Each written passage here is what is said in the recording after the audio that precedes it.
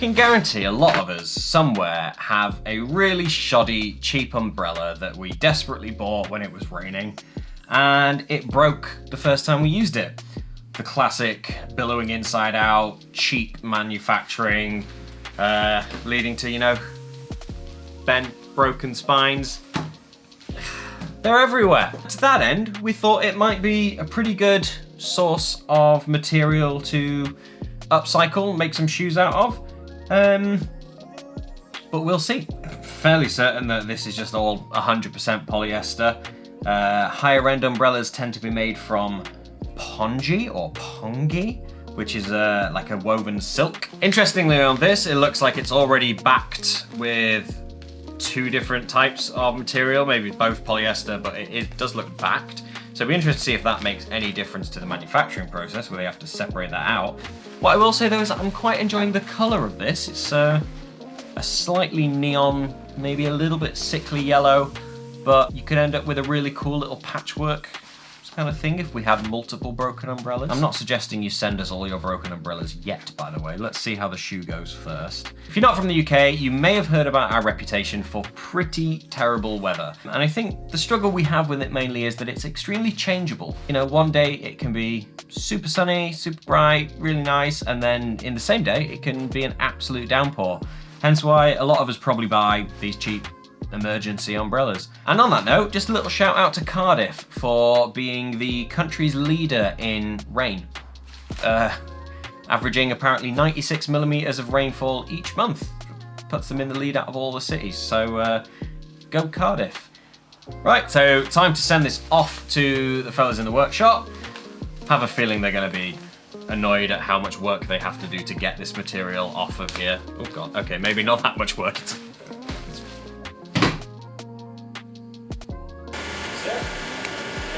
What is this?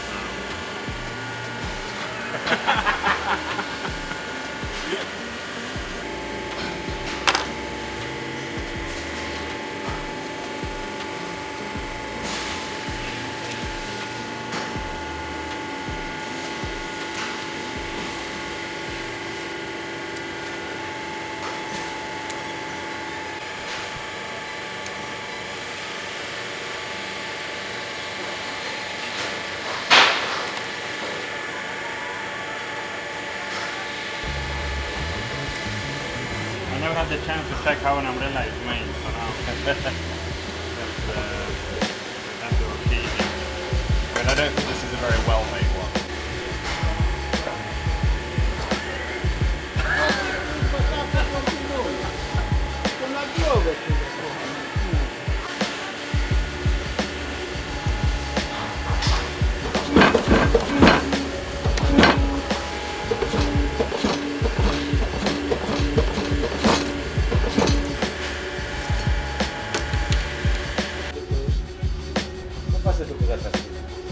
Ale to jest źle, bo to powinno być wszystko z tego samego i metkal powinien z tego grubego być. Nie, to dobra, to nie ma problemu z tym. Zrobiłeś, jest okej, dobra.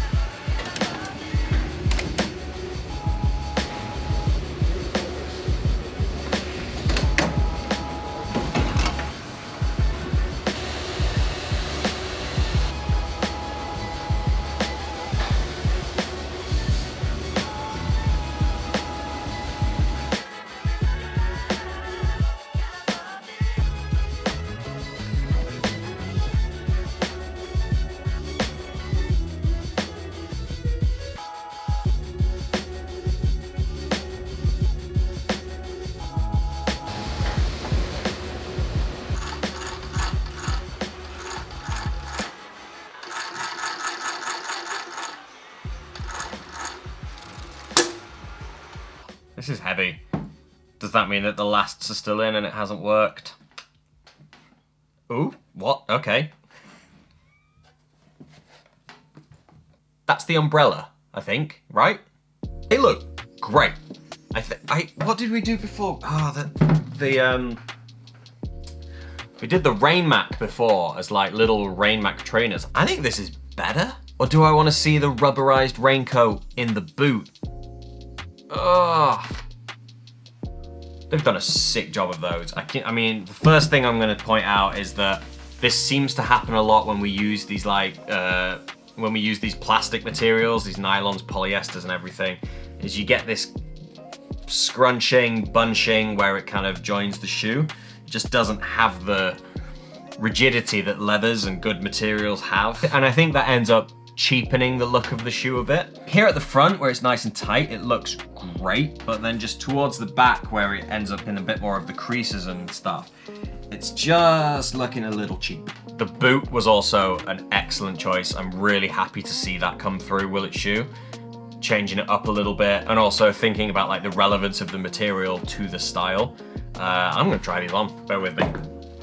They always lace things up so tight out of the factory. Oh God. Bear with me, one sec.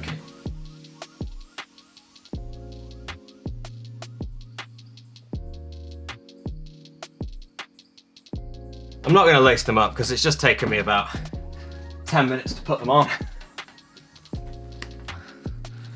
Okay. Forgive me for not doing up the last couple of eyelets, but yeah, okay. What do you think? I think they're pretty sweet. Other than the fact that they were really hard to get on, and I don't know if it's just because the material doesn't have as like structure to it like leather does, that it ends up being a bit too easy to squish down there, whereas the leather holds up and lets you get your foot in a bit easier. So that's one thing to think of. So it'd be interesting to get some feedback on the workshop from that and see what they thought, but I think my concern would be that over time, that's just gonna really wear away at the material without maybe a bit of extra structure. But equally, I'm enjoying the fact it's kind of a lighter, more casual boot. It's not as intense as a full leather boot. In keeping with that, even looks like we've opted for a slightly thinner lining leather, and the black trim around that I think is a really nice nod to the original. It's really fun to see a material go through the workshop and come out as a boot instead of our usual minimal Mela sneaker. It's definitely our most popular product, and I think that's why we tend to do most of the shoes as that. But yeah, to see a boot come out, a completely different style, I'm here for that. Let us know in the comments, do you want to see more boots? I'm not suggesting we start a whole new spin-off of Willet Boot, like we can still do that under Willet Shoe. But yeah, definitely let us know if you have some material suggestions for things that we could try making boots out of. Drop those in the comments. Let us know what you think of the boot as well. Is this something you would wear? Other than my concern over that squishy back bit, I think I'd definitely wear these. I think they look great. I'd love to see these out of the rubberized Rain Mac material. I think that would be a great combination. I'm not going to test the waterproofedness of these today because I can guarantee I'll just end up with a wet sock, and I really don't fancy that. Although maybe not, like, you know, I've got the gusseted tongue there and the material's designed to not let water through, so it should be okay. Anyway, I'll leave you with that and we'll see you next time. Nie udał się i tak się nie uda. Jak Uda się, uda się. Na nas U nas się się udało. da? U nas się wszystko Leszek uda. da radę? A Leszek nie da rady, to No wiemy. właśnie o to chodzi, że i tak i Ale tak. to ręcznie, wiesz, złapać i ręcznie, żeby